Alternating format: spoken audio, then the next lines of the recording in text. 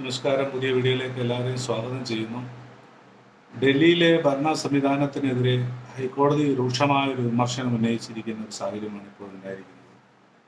ഡൽഹിയെ സംബന്ധിച്ചിടത്തോളം നമുക്ക് എല്ലാവർക്കും അറിയാം, അരവിന്ദ് കെജ്രിവാൾ മുഖ്യമന്ത്രിയായി പ്രവർത്തിച്ചുകൊണ്ടിരിക്കുന്ന സംസ്ഥാനം. എന്നാൽ കഴിഞ്ഞ ചില മാസങ്ങളായി അദ്ദേഹം ജയിലിലാണ്. ആ സാഹചര്യങ്ങളെക്കുറിച്ചൊന്നും ഞാൻ വിശദീകരിക്കുന്നില്ല.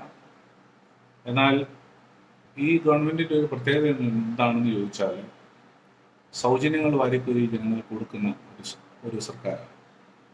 ഇവിടെ വൈദ്യുതി, വെള്ളം, അതുപോലെ തന്നെ ബസ് യാത്ര തുടങ്ങിയ സൗജന്യങ്ങൾ ധാരാളമുണ്ട്.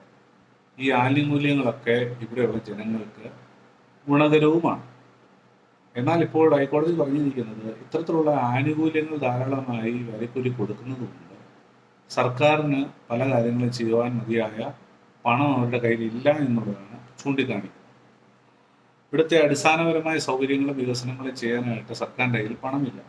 ഈ കഴിഞ്ഞ ദിവസങ്ങളിൽ രഞ്ജിത്ത് നഗറിലുണ്ടായ ആ വലിയ അപകടം, ഈ സിവിൽ സർവീസ് വിദ്യാർത്ഥികൾ മരിക്കുവാനായിട്ട് ഇടയായി തീർന്ന ആ സാഹചര്യം, അടിസ്ഥാനപരമായ സൗകര്യങ്ങളും വികസനങ്ങളും ചെയ്യാൻ കഴിയാതെ പോകുന്നു. അതിന് വേണ്ടുന്ന പണം MCDയുടെ കയ്യിലില്ല എന്നുള്ള കാര്യങ്ങളൊക്കെ ഇപ്പോൾ കോടതി ചൂണ്ടിക്കാണിച്ചിരിക്കുന്നു. ഒരു വശത്ത് ജനസേവനത്തിൻ്റെ ഭാഗമായിട്ട് ജനങ്ങൾക്ക് ധാരാളമായ സൗജന്യങ്ങൾ സർക്കാർ വാരിക്കൂരി കൊടുക്കുന്നുണ്ടെങ്കിലും, മറുഭാഗത്ത് ഭരണപരമായിട്ട് ഇത്തരത്തിലുള്ള സാമ്പത്തിക പ്രതിസന്ധികളുണ്ട്. ആ പണം മറ്റ് നിലകളിൽ കണ്ടെത്തേണ്ടതുണ്ട്. പലതരത്തിലുള്ള തടസ്സങ്ങൾ നേരിടുമ്പോൾ ഇത്തരത്തിലുള്ള പണം കണ്ടെത്തുക എന്ന് പറയുന്ന ഒരു വലിയ വെല്ലുവിളിയായി സർക്കാരിന് മുന്നിൽ അത് നിൽക്കുകയാണ്. 3 കോടിയിലേറെ ജനങ്ങൾ ഡൽഹിയിൽ ഉണ്ട് എന്നാണ് പറയപ്പെടുന്നത്.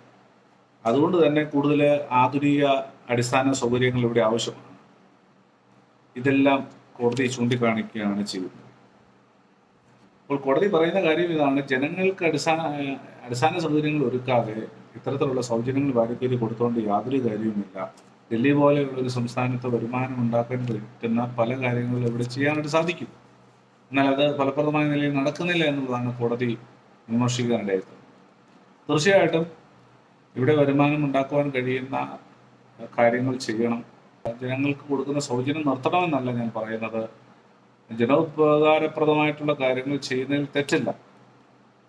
എന്നാൽ മറുഭാഗത്ത് അതിനുള്ള സാമ്പത്തികം കണ്ടെത്തുവാനുള്ള അടിയന്തരമായിട്ടുള്ള കാര്യങ്ങൾ, നടപടികളൊക്കെ സർക്കാർ ചെയ്യണം. ചില കാര്യങ്ങളൊക്കെ സർക്കാർ ചെയ്യുന്നുണ്ടാവും, പക്ഷേ പല കാര്യങ്ങളും ഇനിയും ചെയ്യേണ്ടതായിട്ടുണ്ട്. ആ കാര്യം ഈ ദിവസങ്ങളിൽ കുറച്ചുകൂടെ കാര്യക്ഷമമായിട്ട് സർക്കാർ ശ്രദ്ധിക്കേണ്ടതായിട്ടുണ്ട്.